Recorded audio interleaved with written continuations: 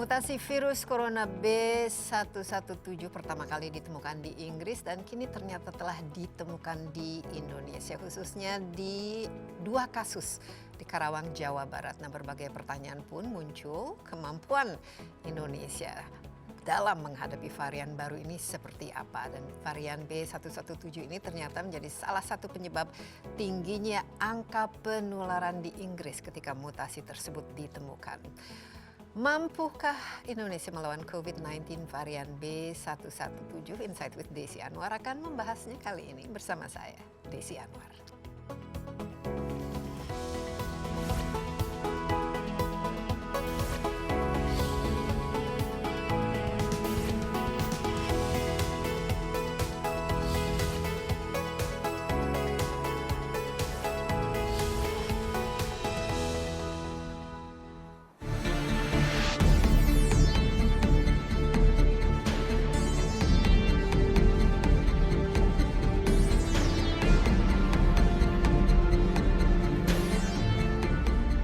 Masuknya mutan virus corona asal Inggris ke Indonesia berbuah kritik terhadap pemerintah. Pemerintah dinilai tak serius mencegah masuknya varian baru virus SARS-CoV-2 dari luar negeri. 2 varian virus B117 di Indonesia itu terdeteksi oleh para peneliti di Laboratorium Badan Penelitian dan Pengembangan Kesehatan Kementerian Kesehatan. Sebanyak 138 sekuens genom yang Eijkman kirim ke Gisaid bukanlah sekuen genom yang memuat informasi varian virus tersebut. Informasi mengenai temuan virus B117 ini muncul ke publik dari Kementerian Kesehatan pada Selasa 2 Maret 2021. Wakil Menteri Kesehatan Dante Saxono Harbuwono menyampaikan sudah ada 2 mutasi virus corona yang berasal dari Inggris ini. 2 mutasi virus corona B117 ini berasal dari pekerja migran Indonesia dari Arab Saudi. Keduanya pulang bersama rombongan pekerja migran lainnya ke Indonesia. Menteri Kesehatan Budi Gunadi Sadikin mengumumkan 4 tambahan kasus positif corona Inggris pada Senin 8 Maret 2021 ini. Mutan virus corona dengan kode B117 ini sudah menyebar ke seluruh dunia karena virus ini memiliki karakter dapat menular lebih cepat daripada mutan virus lainnya. Whole genome sequencing menjadi sangat penting sebagai pengawasan terhadap perkembangan mutan virus corona.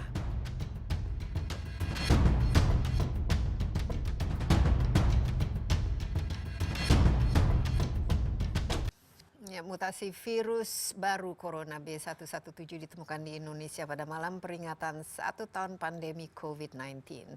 Berbagai kebijakan pun dikeluarkan pemerintah untuk mencegah penyebaran varian baru virus corona B117 ini. Salah satunya adalah pemerintah memastikan penyaringan warga negara Indonesia yang masuk ke Indonesia dilakukan dengan ketat. Apakah kita harus khawatir terhadap varian virus B117 ini? Di studio bersama saya sudah hadir Profesor Herawati Sudoyo, Wakil Kepala Lembaga Bidang Penelitian dari Eijkman, ya. Dan apa kabar, Prof? Baik, semua sehat. That's good. Penting sehat. Kita sering sekali bertemu, ya. Terakhir 1 tahun ini sudah beberapa kali bertemu, dan khusus untuk kali ini 1 tahun sudah, ya, virus corona sudah ada di Indonesia, dan katanya untuk merayakan 1 tahun ini ternyata ada varian baru yang namanya B117. Nah, Prof, kita lihat bahwa di Eropa ini virus variasi ini atau varian ini telah menimbulkan second wave bahkan third wave dengan jumlah kasus positif yang lebih meningkat. Tentu saja kita khawatir, ya, dan ternyata langkah pemerintah untuk menutup, ya, gerbang masuk dari asing, ya, datang ke Indonesia tidak mencegah masuknya virus ini. Prof, apa dan asal usul dan persisnya B117 apalagi dengan angka itu, virus corona seperti apa? Ya, virus seperti apa yang memiliki nama seolah-olah dia itu baru. Sebenarnya dia adalah virus SARS-CoV-2 yang memang pertama kali kita ketahui dulu, yang berasal dari Wuhan. Nah, mengapa kemudian diberikan nama 1117? Itu tujuannya sebenarnya adalah untuk memudahkan. Dan untuk itu perlu suatu algoritma lah ya, yang namanya pohon kekerabatan. Jadi dari pohon kekerabatan itu kita nanti akan tahu sumber dari siapa sih yang pertama. Kemudian kalau kita bercabang, kalau itu kemudian sumber tersebut bercabang, kita dapat memberikan namanya B1, itu adalah sumber. Kemudian 1.1, nah itu adalah berarti ada percabangan. Demikian seterusnya sampai dia tadi mendapatkan angka 7 tadi. Ya. Gitu. Nah, disebut mutasi atau varian dan perbedaan antara varian dan mutasi itu seperti apa? Kalau tadi disebut ini mirip lah dengan yang SARS-CoV-2 atau COVID-19 yang kita miliki sekarang, persisnya apa? Ya, jadi kalau kita melihat itu varian-varian itu biasanya mereka tuh memiliki motif. Nah, motif itulah yang bervariasi di virus-virus tersebut dan adanya di beberapa tempat. Gitu. Jadi kalau B1117 itu tadi dia punya beberapa mutasi. Kenapa kita sebut mutasi? Karena biasanya kalau mutasi itu menyebabkan perubahan asam amino. Itu adalah perubahan proteinnya. Nantinya akan mengubah protein kan. Nah, asam amino inilah yang nantinya bisa mengubah fungsi. Tergantung dia itu perubahannya sangat besar dari yang normal menjadi yang kemudian mutated tadi, atau dia tempatnya adalah di tempat-tempat strategis. Ya. Nah, B117 ini seberapa besar variasinya, seberapa jauh dari yang asalnya, dan kira-kira apa yang memicu mutasi ini terjadi sehingga ada varian baru ini? Sebenarnya kalau dikatakan seberapa besar perbedaannya tidak begitu besar. Tidak begitu Cuma besar. sekali lagi tempatnya di mana, di bagian mana. Kan tempatnya adalah di daerah yang spike itu. Exactly. Spike itu Kalau corona kan seperti bola, kemudian ada betul cabang-cabangnya itu ya. Itulah spike itu yang kemudian kalau dia misalnya bermutasi akan menyebabkan perubahan ikatan antara host and virus association. Karena mungkin spike-nya jumlahnya berbeda atau bentuknya berbeda atau bentuknya akan berbeda. Karakternya akan berbeda karena perubahan asam amino tadi. Dia berubah kan, berarti konformasi atau bentuknya akan berubah. Bentuknya akan berubah, ikatan lock and key, jadi antara spike dengan reseptor manusianya itu berubah. Dia menjadi lebih tight. Jadi ada implikasinya dalam dampak ya ketika menempel di badan kita. Ini kembali ke varian ini B117 katanya ditemukan di Inggris, tapi saya dengar juga kan di Afrika Selatan kan juga ada. Ini apakah sama varian ini dan kira-kira apa yang sekali lagi memicu suatu virus itu untuk bermutasi atau memiliki variasi yang berbeda? Ya. Bahwa virus itu bermutasi itu bukan suatu yang baru. Tapi mutasi yang ada di coronavirus ini sebenarnya tidak terlalu cepat dibandingkan dengan yang lain-lainnya. Karena dia itu punya mesin untuk mekanisme reparasi yang jauh lebih bagus. Gitu deh. Nah, jadi mengapa kemudian di Inggris terjadi mutasi, kemudian di misalnya Brasil, Amazonian, Afrika Utara, itu sebenarnya mereka itu beradaptasi. Adaptasi itu tergantung pada siapa? Kepada etniknya, jadi kepada populasi itu, kepada geografinya, cuacanya dan kemudian bagaimana manusia-manusianya sendiri kan sudah beradaptasi dengan lingkungan tersebut sudah lama sekali gitu. Nah, itu ternyata memberikan tadi perbedaan-perbedaan.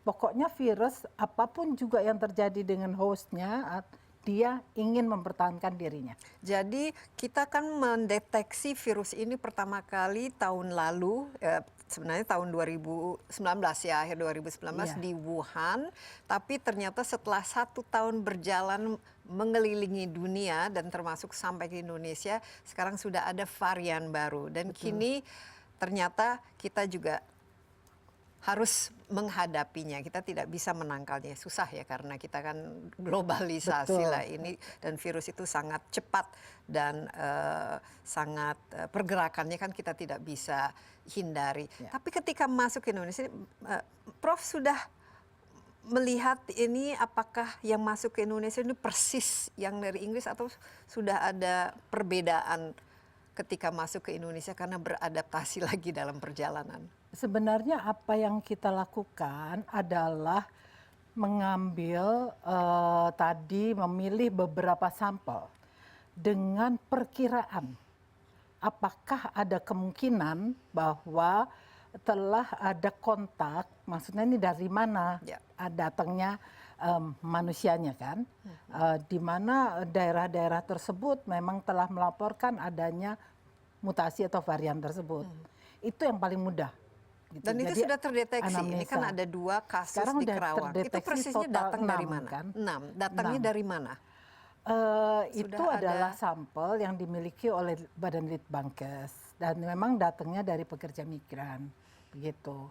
Nah, tentu saja kita tidak tahu asalnya dari mana, kontaknya dari mana, gitu. Yang penting adalah bahwa kita dapat mendeteksi mutasi tersebut dan mencoba untuk tidak varian itu tidak menular jauh lebih Iya. luas lagi. Ini dideteksi karena kebetulan memang dicari varian itu atau ditemukan, Prof? Kalau sekarang mutasi itu dicari. Dicari. Jadi setelah dilaporkan bahwa ada B117 tersebut dan juga mutasi-mutasi lain, maka mutasi itu sekarang dicari. Tetapi bukan berarti bahwa kita itu mendeteksi sesuatu yang baru. Enggak. Karena apa? Karena yang kita lakukan sama saja adalah melihat runutan informasi genetik. Nah, cuma kita sekarang udah tahu mana sih yang kita harus lihat. Iya, gitu. itu kuncinya karena ini menjadi clue ataupun ya supaya kita tahu ya apa yang dan bagaimana kita harus menanganinya ya. Betul. What next-nya. Kita istirahat sebentar, Prof. Percakapan ini masih cukup panjang, penting menurut saya sebagai edukasi ya karena kita juga tentu harus lebih paham. Kita mungkin saat ini sudah familiar dengan COVID-19 tapi ternyata ada varian baru namanya B117. Apa, seperti apa dampaknya dan lain sebagainya seperti apa. Tetaplah bersama Insight with Desi Anwar.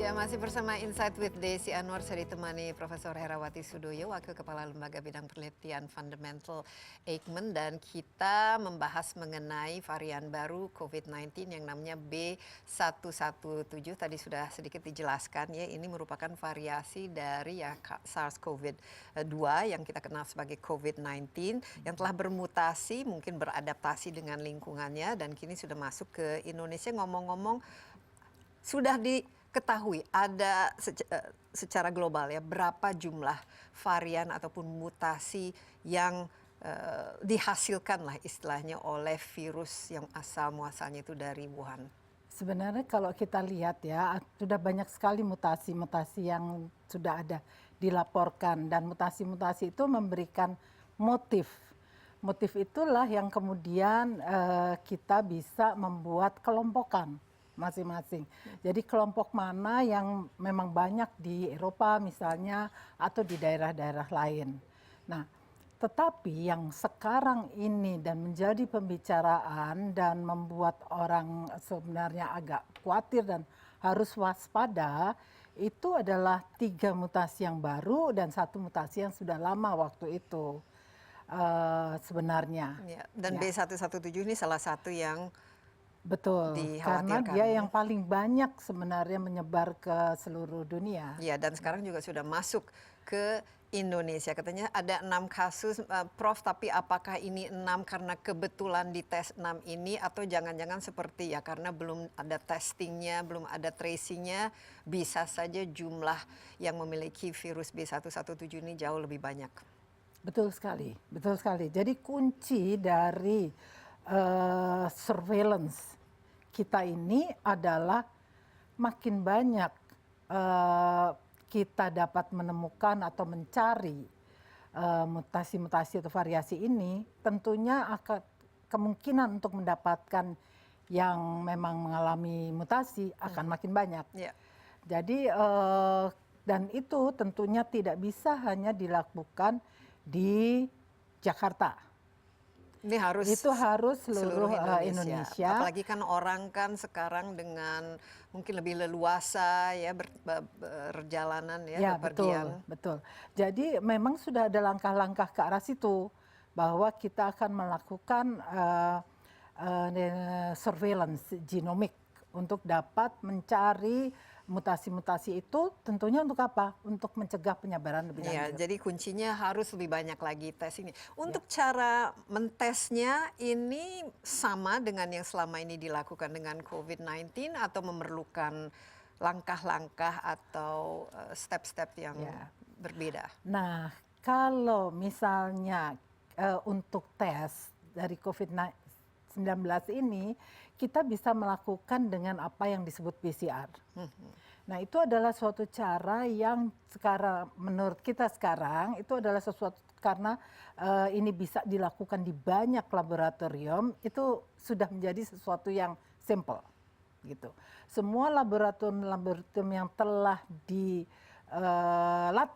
sudah dapat melakukan. Dan semakin banyak sekarang. Dan semakin banyak. Jadi itu dan orang juga sangat familiar dengan betul proses sekali. dan prosedurnya. Tapi untuk mendapatkan mutasi-mutasi baru itu memerlukan teknologi yang namanya whole genome sequencing.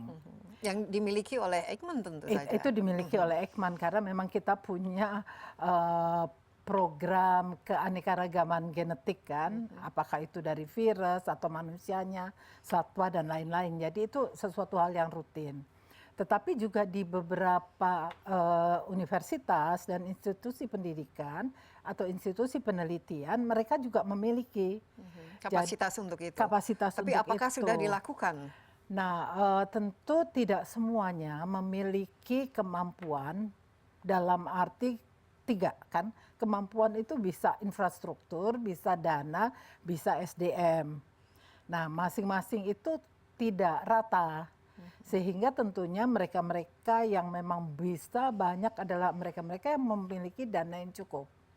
Kalau Eijkman bagaimana sudah dilakukan genome sequencing terhadap B117 ini? Ya, berencana melakukan? kita mencoba untuk mendapatkan. Jadi semua sampel-sampel yang datang mulai dari bulan Desember itulah yang kemudian dilihat kembali, gitu. Apa yang kita lihat itu sampai sekarang kami belum memperoleh sebenarnya B117. Belum. Belum. Sampai sekarang. Belum. Gitu. Tapi sudah tahu dan sudah melihat ini bentuknya seperti apa, tapi genome sequencing-nya itu sendiri untuk memahami persisnya seperti apa belum bisa. Jadi kita kan harus lihat mutasi-mutasi itu. Nah, itu yang belum kita dapatkan. Ya, ini menurut Prof ini cukup mengkhawatirkan dong kalau kita belum bisa melakukannya. Karena ini pasti nanti ada variasi lagi, ada mutasi lagi yang berlangsung terus-menerus kan. Iya, betul. Tetapi setiap dari whole genome sequencing yang kita lakukan dan kita sekarang masih tetap melakukan yang terbanyak di Indonesia, itu kami memang melihat variasi. Karena kita mau mencari apakah ada mutasi-mutasi di tempat-tempat yang strategis. Karena apa? Untuk apa? Untuk melihat evolusi, untuk melihat adaptasi, untuk melihat vaksin, apakah terus kemudian target obat misalnya. Jadi atau sebenarnya untuk melihat apakah akan bisa terjadi pandemi lagi di masa datang. Iya. Jadi semua itu sebenarnya bisa dibaca dan genom dari virus itu bisa bercerita. Gitu. Nah, oke. Sekarang tapi kita mutasinya sudah kelihatan, ciri-ciri ada perbedaannya sudah diketahui lah. Prof, keunikannya, perbedaannya selain spikes-nya ini atau yang tajam-tajam ini, apa yang membuat perbedaan mendasar dan katanya eh, lebih ganas dan lebih cepat menular? Emang seperti itu? Jadi kunci sebenarnya dari pertanyaan-pertanyaan tadi itu adalah hasil yang dikeluarkan atau dihasilkan di bench. Jadi kita harus kembali, tadinya dari deteksi klinik, kita kembali ke laboratorium dan kemudian melihat kembali apa sih yang menyebabkan terjadi tadi infeksi yang jauh lebih cepat dibanding dengan yang lainnya. Nah, salah satu di antaranya itu tadi mutasi yang terjadi itu adanya di puncak dari spike-nya. Nah, dengan terjadinya perubahan tersebut, itu tadi hubungan antara spike dengan reseptor yang ada di sel manusia menjadi jauh lebih kuat. Nah, tentunya kan kalau tadinya itu ada kemungkinan bisa lepas dan ini enggak kan, sekali cengkeram dia akan bereplikasi, melanjutkan mekanisme perbanyakan. Karena itu dia itu jauh lebih infeksius gitu. Lalu kemudian, tapi apakah ini kan lebih infectious, tapi apakah lebih cepat menular dengan adanya mutasi, betul, ada spike-nya seperti itu? Jadi kemampuan transmissibility-nya jauh lebih tinggi juga. Iya, symptoms-nya Nah, seperti apa perbedaannya? Sebenarnya belum bisa lihat bagaimana simptomnya kalau kita belum menemukan hubungan antara data klinik dengan data genomik. Jadi kita harus mengumpulkan banyak sekali data kliniknya dan kemudian melihat apakah memang betul bahwa itu akan menyebabkan gejala klinik yang jauh lebih berat. Nah, data-data sementara ini jadi publikasi dari teman-teman peneliti lain di luar negeri, yes, itu akan menyebabkan gejala klinik yang jauh lebih berat. Nah, ini kan jadi sesuatu yang lebih tidak menakutkan. baik. Sekarang yang COVID-19 sekarang saja kan bisa fatal bagi individu tertentu ya. Nah, sementara jadi kita itu sekarang tiap hari peneliti itu sebenarnya harus belajar terus. Karena data-data yang masuk itu sangat banyak. Dan kita harus bisa sebenarnya menyerap dan kemudian mengambil hal-hal yang baik untuk dipakai sebagai dasar penanganan. Ya, nah dari data yang dilakukan oleh terutama di Inggris ataupun di negara di mana B117 ini sudah merajalela, apa-apa saja yang dipelajari, yang didapati, yang bisa menimbulkan kekhawatiran yang lebih lagi, Prof? Nah, jadi gini, seperti tadi saya kemukakan bahwa genom itu bercerita. Dia itu akan memberikan kepada kita segala informasinya. Nah, kalau konsekuensi dari yang virus yang baru-baru ini tuh sudah dapat kita buat ya. Sebenarnya apa-apa saja yang akan terjadi. Increase transmissibility, jadi lebih menular, lebih cepat. Increase morbidity, jadi dia lebih berat. Lebih ganas. Increase mortality, jadi dia lebih menyebabkan kematian. Kemudian dia itu mampu untuk, nah ini yang buruknya, dia mampu untuk menghindar dari tes diagnostik. Karena dia ada di tempat-tempat di mana kita memerlukan daerah tersebut untuk memulai reaksi. Nah, kalau sampai itu terjadi di daerah-daerah yang penting itu, berarti kita tidak mungkin bisa mendeteksinya dengan cepat. baik. Tapi saat kan sudah ada cukup beberapa bulan ya di Inggris dan juga yang ada variasinya di Afrika ini, tapi baru masuk ke Indonesia. Tapi kan ini seharusnya kan sudah diantisipasi. Seberapa banyak ya ilmuwan kita atau orang-orang yang memang paham mengenai B117 ini serta implikasinya, keganasannya, dan profil keunikannya saat ini? Ini tergantung ya. Kalau misalnya ini peneliti virus, maka dia sudah mengantisipasi ini. Tetapi kalau misalnya ini adalah publik, saya kira kita perlu memberikan informasi yang mudah kepada mereka bahwa kita ini sekarang harus waspada.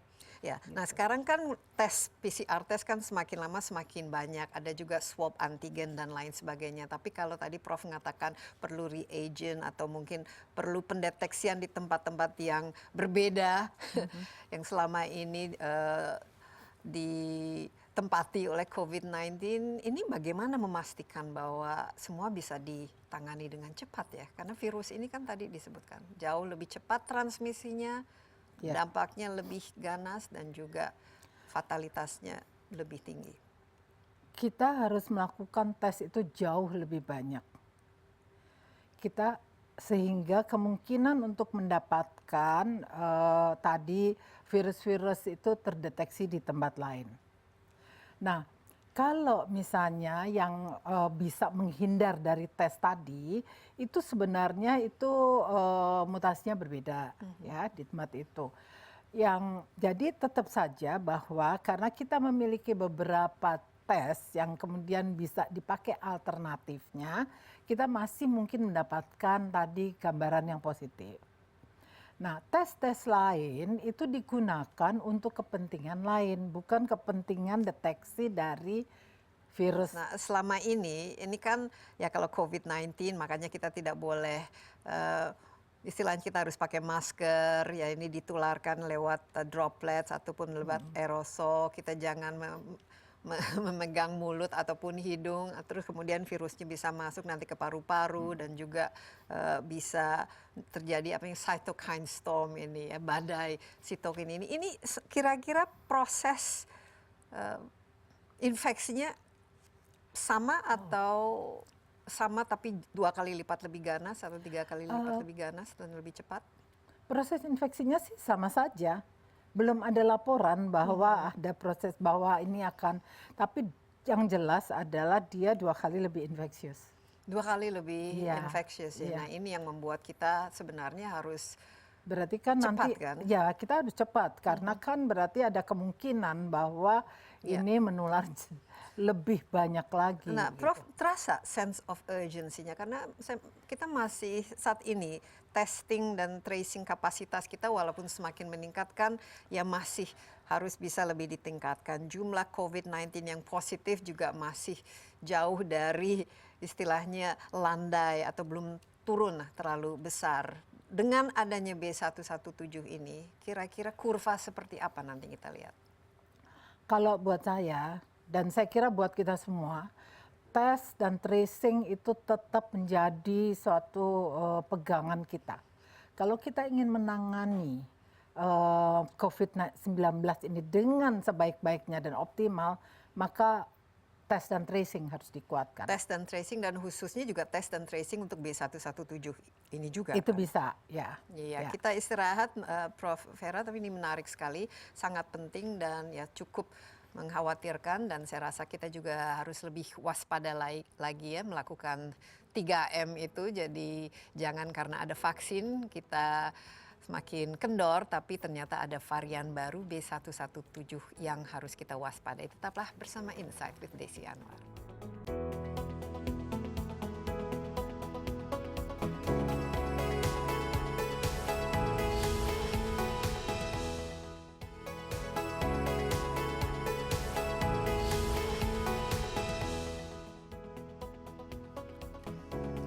Masih bersama Insight with Desi Anwar, saya ditemani Profesor Herawati Sudoyo dari Eijkman Institute, Wakil Kepala Lembaga Bidang Penelitian Fundamental Eijkman. Kita bicara mengenai virus varian baru dari COVID-19 yaitu B117. Ini katanya nomornya ini berkaitan dengan posisi dari spikes ini ya. Jadi yang membuatnya berbeda itu adalah kali ini B117 lebih melekatnya lebih ketat ya.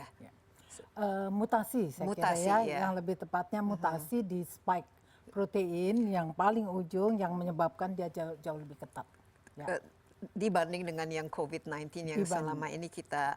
Nah, ini implikasinya bisa lebih ganas ya reaksinya, infeksinya juga bisa lebih ganas, kasus fatalnya juga bisa lebih tinggi dan penyebarannya, infection rate-nya juga jauh lebih tinggi. Ini kalau sekarang kan kita PCR ya minimal kita harus ada dua minggu lah ya karena ada masa inkubasi dan lain sebagainya. Kira-kira dengan B117 ini seperti apa kalau kita lihat dari lebih cepat time-nya itu seperti apa dan apa yang kita bedakan lah istilahnya dari simptom-simptom yang selama ini mungkin kita sudah lebih familiar ya. Ya, ya. Apakah dia itu akan menjadi jauh lebih cepat menimbulkan gejala klinik yang lebih parah? Ya, kayak sepertinya itu ada apa ya, ketakutan, kekhawatiran ke arah itu. Ada juga kekhawatiran bahwa dia ini akan menyebabkan keparahan yang terus berlanjut saja, berlanjut lama sehingga walaupun pasiennya misalnya sembuh, tetapi dia masih memperlihatkan gejala-gejala. Gitu.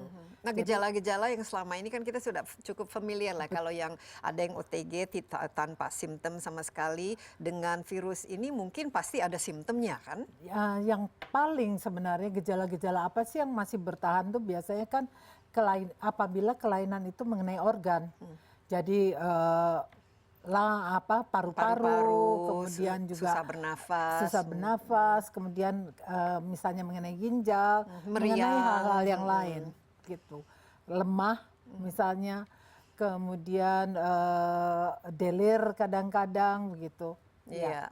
Jadi dan banyak sakit sekali mungkin ini dari nyeri-nyeri dan headache dan juga ya mungkin tidak bisa bernafas sehingga perlu bantuan ventilator dan lain sebagainya. Ini kalau pengalaman di Inggris lebih banyak kasusnya yang akhirnya mereka terpaksa di ICU kan, Prof, dengan B117 ini. Kalau kita melihat dari apa yang mereka itu, jadi apakah kemudian dia menyebabkan lebih banyak misalnya atau lebih berat? Mereka melihatnya begini. Jadi kita tahu bahwa dia makin tinggi, makin banyak jumlahnya sehingga kelihatannya seolah-olah jumlahnya jadi banyak yang harus di rumah sakitkan misalnya. Jadi apakah itu betul-betul kemudian bahwa pasti kalau seandainya B117 itu pasti akan menyebabkan tingkat keparahan manifestasi klinik? Tidak 100%, tetapi ada kecenderungan untuk ke arah situ. Ke arah situ, oke. Ya. Nah, sekarang kan vaksin sudah dimulai, ya apalagi Prof pasti sudah divaksin dong. Kita menggunakan baru aja divaksin tadi. Yang pertama atau yang kedua? Kedua. Yang kedua, oke. Saya masih yang pertama, tapi kita menggunakan kan vaksin Sinovac yang dari China. Tapi juga kan kita nanti mengimpor misalnya ada AstraZeneca, Pfizer, dan juga Moderna, dan kemudian yang namanya Sputnik gitu dari Rusia. Coba sekarang kita bedah satu persatu.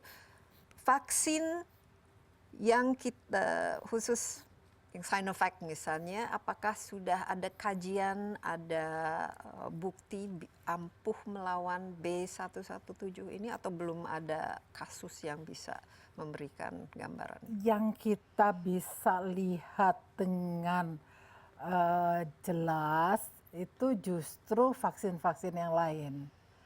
Jadi seperti Pfizer itu sudah punya hasil di laboratorium. Di laboratorium? Di laboratorium. Oh, jadi masih belum merupakan clinical kita trial? Kembali. Kita harus kembali ke laboratorium untuk dapat menerangkan dan memahami mekanisme tadi. Bagaimana dia itu akan mempengaruhi vaksin maupun obat-obatan. Bagaimana caranya? Ya caranya kalau Pfizer misalnya dia itu membuat rekayasa genetika. Ya, mRNA itu kan ya. Iya, ya. Dia membuat rekayasa genetika, virusnya itu dikasih mutasi. Dibuat supaya ada mutasi. Dan dari mutasi itu kemudian nanti diberikan vaksin di laboratorium. yang memiliki kekhususan, jadi itu laboratorium untuk patogen berbahaya. Itu uji netralisasi namanya. Nah, diharapkan tentunya bahwa vaksin dapat menetralisir. Nah, kemudian disitulah dilihat, oke, ini vaksin dengan mutasi-mutasi tertentu tadi, bagaimana hubungannya. Nah, mereka bisa melihat bahwa vaksin tetap dapat bekerja, menetralisir virus tersebut, tetapi kurang efektif. Jadi ini Pfizer, Pfizer. tapi masih di laboratorium. Semua masih di laboratorium belum, karena kita harus tahu kan di ya, laboratoriumnya. bisa menetral tapi kurang efektif. Iya, jadi maksudnya apa maksudnya adalah bahwa kita masih bisa menggunakannya, tetapi dia less efektif dalam melindungi atau mematikan virus tersebut. Gitu. Jadi misalnya masih bisa kena, tapi mungkin simptomnya tidak seganas ataupun tidak mematikan mungkin para lebih ringan pasien daripada yang seharusnya, misalnya tanpa mutasi tersebut. Ini Pfizer ya, karena Ini Pfizer Pfizer. menggunakan Pfizer. rekayasa genetik. Nah ini berbeda. Caranya ya. Caranya. Ini berbeda. Tapi ini masih belum ada bukti di lapangannya lah, istilahnya belum ada yang kena B117 dan ataupun divaksin tidak terinfeksi lah oleh B117. Jadi belum ada ini kan ya. Bahaya juga nih kalau belum ada bukti yang konkret. Ya, itu saya kira itu pasti akan dilakukan. Tetapi kan kita tahu bahwa seperti apa yang terjadi saja misalnya di Jakarta, kita sudah melakukan vaksin sudah banyak sekali, tapi kan tidak semuanya sebenarnya itu diperiksa apakah dia itu memang kebal atau positif atau enggak, kebal atau enggak kan. Itu harusnya ada follow up ini ya, untuk setelah divaksin harus ada follow up. Itu melihat pemeriksaan antibodi.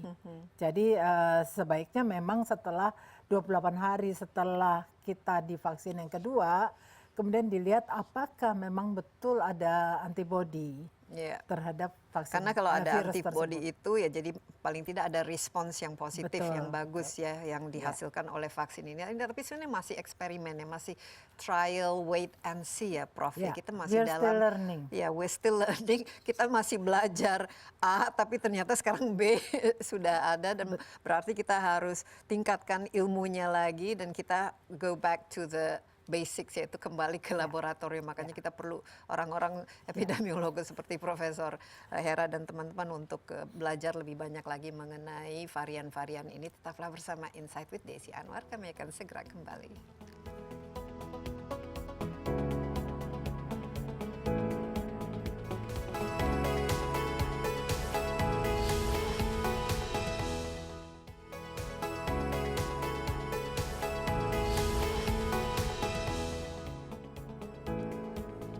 Varian baru Corona B117, Insight with Desi Anwar kali ini mendiskusikannya. Kita belajar dari Profesor Herawati Sudoyo dari Eijkman, lembaga Eijkman, dan ini menurut saya itu sangat penting kita ketahui ya, kita harus mengedukasi diri karena ternyata COVID-19 ini bukannya pergi kemana-mana, tapi sekarang ada varian baru B117, bisa saja di depan nanti ada varian-varian berikutnya, mutasi lainnya bisa terjadi sehingga kita harus waspada. Nah, bicara mengenai vaksin, karena ini yang dianggap sebagai juru penyelamat lah dari COVID-19 ini, yang sudah terbukti di laboratorium bisa menetralisir tapi belum 100% efektif adalah Pfizer ya. Pfizer itu dengan cara tadi rekayasa genetik. Nah, kita kan sekarang rata-rata menggunakan sini kembali ke Sinovac ya. Pasti kita ingin tahu ya.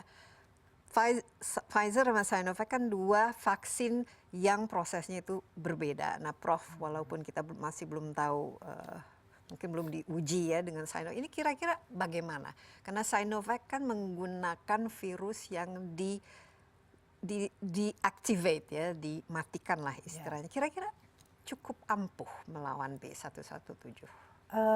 Kalau kita mestinya melihat ya, Sinovac itu kan total dari virus tersebut. Nah, dia itu sebenarnya mempunyai keuntungan dalam arti bahwa dia memiliki semua bagian-bagian protein dari virus tersebut. Sehingga kita harapkan bahwa akan terbentuk tentunya zat anti terhadap virus total. Antibodinya Antibodinya corona terhadap, secara iya, keseluruhan, secara mau keseluruhan. B1, B2, B3 dan lain sebagainya. Betul, gitu. betul. Tetapi seperti yang pada umumnya biasanya itu memang efikasinya biasanya lebih rendah daripada yang dilakukan dengan platform yang lain gitu. Jadi menurut Tapi Prof sebenarnya dengan rekayasa genetik otomatis lebih efektif cara untuk mendeteksi dan menangani dan membuat antibodi ini ketimbang virus yang enggak, kalau dengan yang dimatikan. inactivated tadi itu kan yang paling mudah, paling cepat. Dan paling Sekarang ini paten lah zaman sebenarnya sudah zaman lama. di mana percepatan itu dipentingkan. Jadi itu adalah suatu hal yang memang memiliki keuntungan sendiri Ya. gitu. Nah, mereka-mereka yang melakukan dengan rekombinan protein itu rekayasa itu lebih lama. Dan lebih lama berarti bahwa sebagian dari orang itu tidak terlindungi gitu. Jadi kita tuh harus melihat positif, negatif, keuntungan dan keburukan misalnya dari masing-masing. Oke, gitu. kalau kita lihat tadi Pfizer, Sinovac, ada AstraZeneca, ada Moderna, ada Sputnik. Ya kita jangan bicara merah putih dulu, tapi ini yang ini. Kira-kira dari nama-nama tersebut bagaimana, Prof? Secara ilmiah lah bisa. Ya, oke. Jadi kan yang akan masuk mungkin ya ke Indonesia itu Moderna, Ya, AstraZeneca kita tahu ya. Mhm. Saya tidak tahu mengenai Johnson Johnson. Tapi Novavax, dari ya. pemeriksaan yang mereka preliminary, masing-masing itu ternyata mendapatkan pengaruh sehingga menjadi efektivitasnya kurang kalau bukan B117 malahan. Justru yang dari South Africa. Gitu. Coba Itu ini, hasil yang sudah keluar ya. jadi untuk dari Afrika Selatan efektif, Ya, jadi less efektif. less efektif, Ya, tapi kalau untuk B1 punya itu, tapi B117-nya sendiri itu kita belum bisa lihat kecuali satu aja mutasi yang dimiliki oleh juga kenapa? B117. Karena kita ilmunya belum sampai atau belum dites atau apa yang Enggak. Jadi itu kan diperiksanya dengan tergantung dari masing-masing perusahaan tersebut ya, gitu. Nah, yang dia lihat itu lepas dari B117-nya, tapi dia melihat ke mutasi yang nomor 501 lah gitu ya, dari B1351 dan 501 itu. Nah, di situ dia bisa memberikan tadi gambaran tersebut. Iya. Nah, jadi kalau menurut saya sekarang ini masih sebenarnya terlalu cepat. terlalu dini ya. Terlalu dini untuk langsung memberikan vonis gitu kepada vaksin-vaksin tersebut. Ya, jadi bisa saja mungkin 6 bulan atau 1 tahun dari sekarang harus ada Pfizer vaksin versi 2, versi 3 dan lain sebagainya supaya mengakomodir varian-varian ini. Itu bukan sesuatu yang tidak mungkin. Justru itu sesuatu yang sudah dipikirkan. Ya. Bagaimana dengan mutasi-mutasi? Karena kan kita tahu virus bermutasi dan mereka harus bertahan. Jadi ini untuk dapat itu. Iya, ini kita tidak pernah boleh berhenti. Iya, dan waspada. ini juga kita sedang menyiapkan vaksin merah putih. Mungkin kita break sebentar, tapi kita nanti lihat apakah ini bisa salah satu vaksin yang kita bisa gunakan ya melawan B117 ini. Jangan kemana dulu, tetap bersama Insight with Desi Anwar.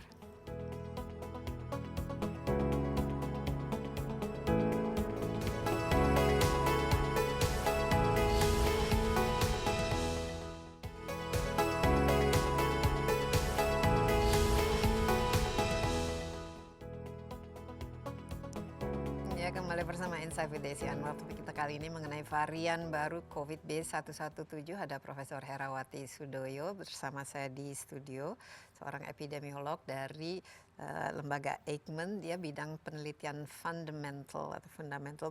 Kita bicara tadi mengenai vaksin, tentu saja salah satu yang kita inginkan adalah memiliki vaksin buatan Indonesia. Kita sedang menyiapkannya. Vaksin merah putih.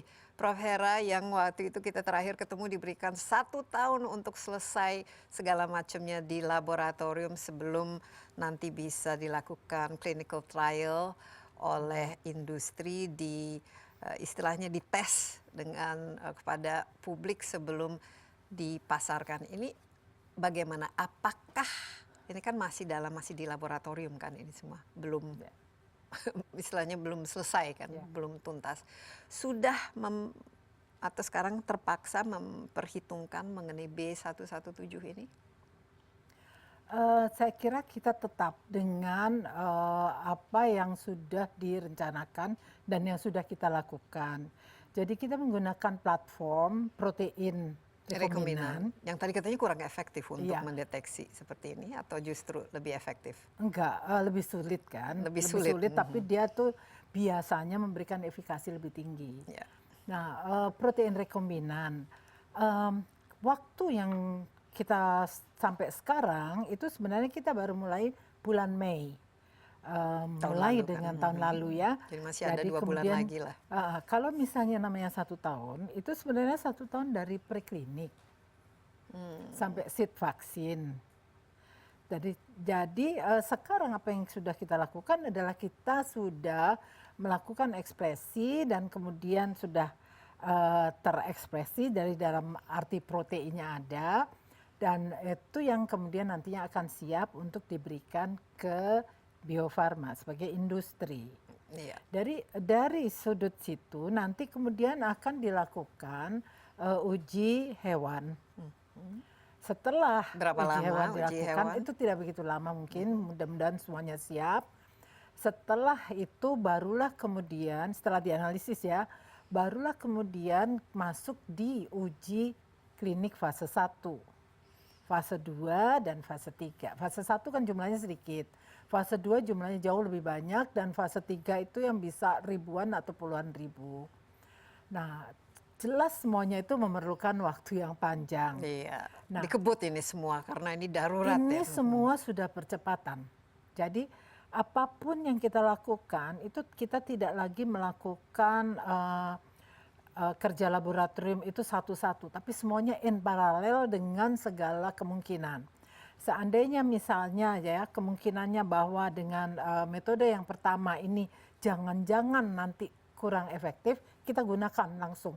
Jadi teman-teman di laboratorium itu benar-benar bekerja keras untuk dapat memberikan hasil yang diberikan kepada industri pada waktunya. Ya, pada waktunya kira-kira Mei sudah kita bisa. Mengharapkan bahwa sebenarnya dalam rencana kita Maret akhir itu sudah bisa diberikan salah satu dari seed vaksin. Tapi mudah-mudahan ya karena Maret ini cuma tinggal beberapa hari lagi. Tapi kalau seandainya tidak, kita masih lihat bahwa itu akan nanti mungkin terlambat 1 bulan lah. Cuma seperti tadi dikatakan bahwa ini nanti bergulir roda ininya. Apalagi dengan ada mutasi baru, varian baru. Itu belum nggak ada sampai hubungan, ke situ. nggak ada hubungan. Jadi kita tetap lakukan itu terus dengan kemungkinan bahwa selesainya itu adalah tahun 2022. Ya, jadi tahun depan masih Betul, 1 tahun lagi. 2022. Ya. Nah, oleh karena itu sebenarnya kita juga harus memberikan informasi kepada publik tadi bahwa sebenarnya sudah sih banyak diberikan ya informasi kepada publik bahwa selama merah putih belum ada, tentunya apapun juga vaksin yang tersedia itulah yang kita pakai. Iya, gitu. Dan memang sekarang kan pemerintah juga mengimpor ya berbagai macam vaksin dari berbagai negara supaya kita juga memastikan pada akhir tahun ini ada rencana minimal 180 juta orang divaksin. Tapi pertanyaannya sekarang karena diskusi kita ini adalah dengan adanya kemungkinan mutasi dan varian-varian baru, ya, taruhlah, ini berarti apa, Prof? Setiap tahun kita ada upgrading dari vaksin dan mungkin harus ada booster shot yang kita lakukan untuk memastikan bahwa kita ini kebal. Eh, Tidak. Jadi kita seperti flu tidak shot gitu, dulu melakukan upgrading vaksin. Yang kita perlukan adalah memperkuat tadi ilmu pengetahuannya fundamental tadi. Jadi kita kembali ke laboratorium setiap kali ada mutasi dan penelitian mengenai tadi efek vaksin terhadap setiap varian-varian yang baru itu harus kita lakukan. Iya. Jadi kita sebenarnya kan bekerja Kita mengejar itu waktu lah. bekerja kita bekerja itu sebenarnya kejar-kejaran dengan mutasinya virus. Iya. Siapa yang lebih dulu, siapa yang lebih Pemerintah yang menang. kita siap untuk hal-hal seperti ini. Responsnya selama ini menurut Prof bagaimana? Apa yang perlu diperbaiki? Saya kira ini adalah sesuatu yang baru. Bahwa penelitian fundamental itu penting ternyata, dan itu merupakan suatu kekuatan dari negara, itu saya kira baru dimengerti gitu. Ya. Bahwa tanpa itu semuanya kita itu benar-benar ketinggalan. Dan ini sangat fatal kalau kita Ya, ketinggalan dan saya karena pikir nyawa ini yang adalah suatu wake up call ya, bahwa kita harus memperkuat kemampuan kita, infrastruktur, SDM, dan juga tentunya di sini berarti bahwa pendanaan ya, funding untuk riset seperti itu. Terakhir mungkin untuk masyarakat sendiri, karena ini penting, ini partisipasi masyarakat sangat penting ya untuk kita istilahnya memperkuat diri. Ya, saya kira itu masyarakat itu sebenarnya akan mendengarkan seandainya kita memiliki orang-orang yang dapat menjadi panutan, dan itu adalah penting untuk kita berikan informasi yang benar. Karena apa? Karena informasi yang benar akan menyebabkan orang menjadi waspada. Bahwa kita menuliskan di dalam salah satu fungsi dari melakukan whole genome sequencing adalah yang paling akhir.